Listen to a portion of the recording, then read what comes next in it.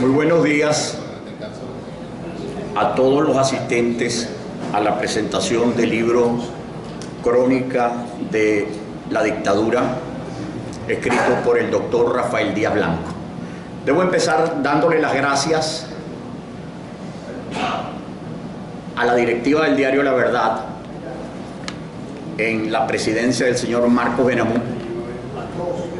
al rector Neuro Villalobos, presidente de la Fundación La Verdad, por permitirle a la editorial que presido cedernos este auditorium para hacer la presentación formal de este libro. Debo decir, y es importante esto, que Editorial Atacama es producto de un esfuerzo, de un gran esfuerzo.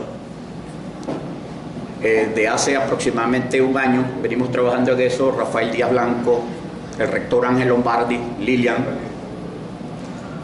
y yo, para hacer posible un instrumento que permita la difusión de las ideas en todas las áreas del pensamiento y del saber. Yo he dicho que las crisis, y mucha gente lo reconoce, son oportunidades para crear.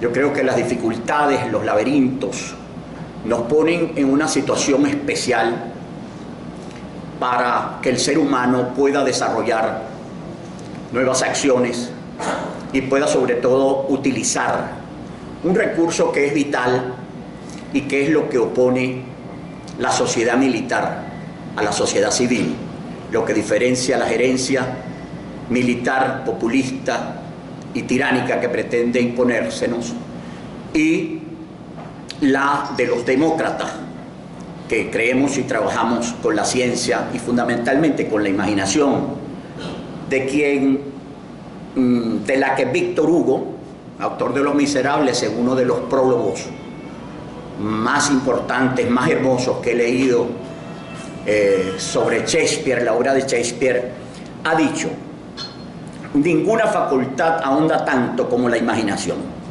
En este sentido, ella es el gran buzo. La ciencia se encuentra con ella en los últimos abismos, en las acciones cónicas, en los logaritmos, en el cálculo diferencial e integral, en el cálculo de las probabilidades y en el infinitesimal, en el cálculo de las ondas sonoras, en la aplicación del álgebra a la geometría. La imaginación es el coeficiente del cálculo y la matemática se convierte en poesía. Y ella, la imaginación y la ciencia, es lo que marca la diferencia, he dicho, entre la gerencia militar y la gerencia civil. Una gerencia que pretende imponernos a la fuerza y a base de mentiras unos valores que nos devuelven a la sociedad primitiva y que son contrarios a los valores elementales de libertad, la propiedad privada y el imperio de la ley, que no son otra cosa que la base de la democracia liberal, del libre intercambio económico, del pluralismo y de la solidaridad. Por eso desde Editorial Atacama intentamos, con imaginación, creatividad y esfuerzo, abrir camino al futuro.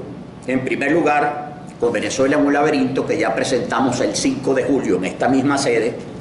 Ahora, con Crónica de la Dictadura a cargo del doctor Rafael Díaz Blanco, y próximamente con 2 publicaciones de colección rigurosamente trabajadas y estéticamente cuidadas. La primera de ellas titulada El Niño Feliz, con el protagonismo y asesoramiento del doctor Eddie Ramírez López, excelente pediatra intensivista de todos conocido, y otro en elaboración titulado Memorias de la Orfandad, que pretende ser una referencia moral acerca del costo emocional y psicológico que significa para los niños la disolución del matrimonio.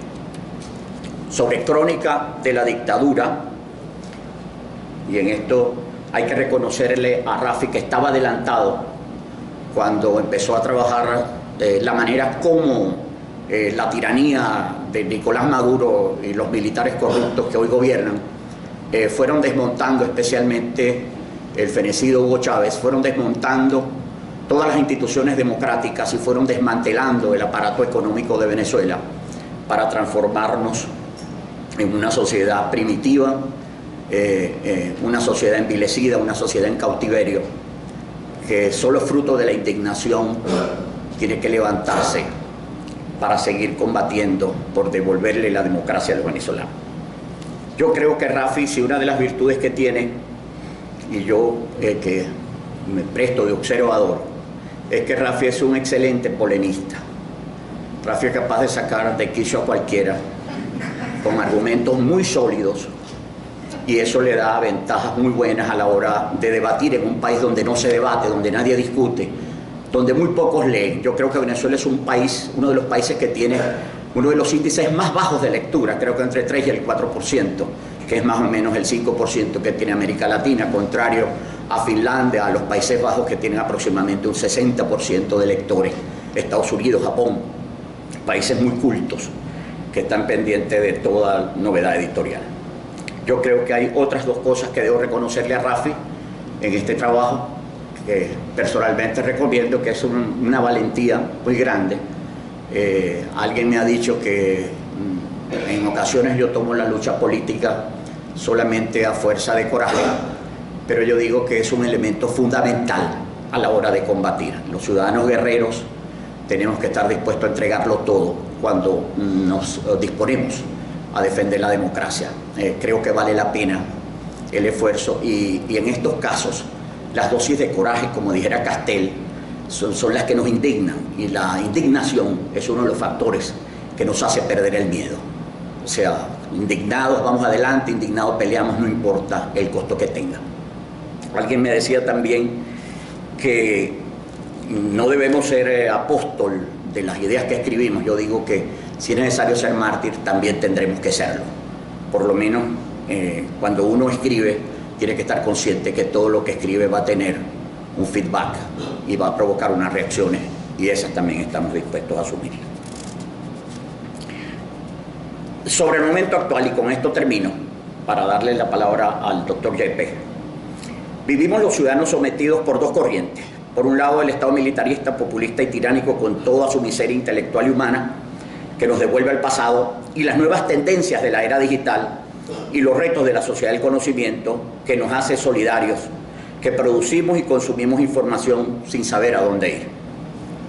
Willem Flusser, un especialista en lenguas y en comunicación, que ha estudiado bien las consecuencias de la era digital, ha dicho con mucho acierto que el hombre es un artista que crea proyectos alternativos.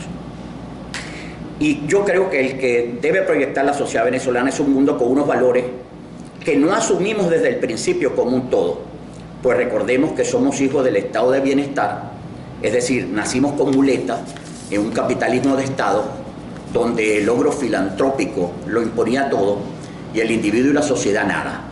Hay que trabajar para que el individuo sea el centro de atención y la razón de ser del Estado.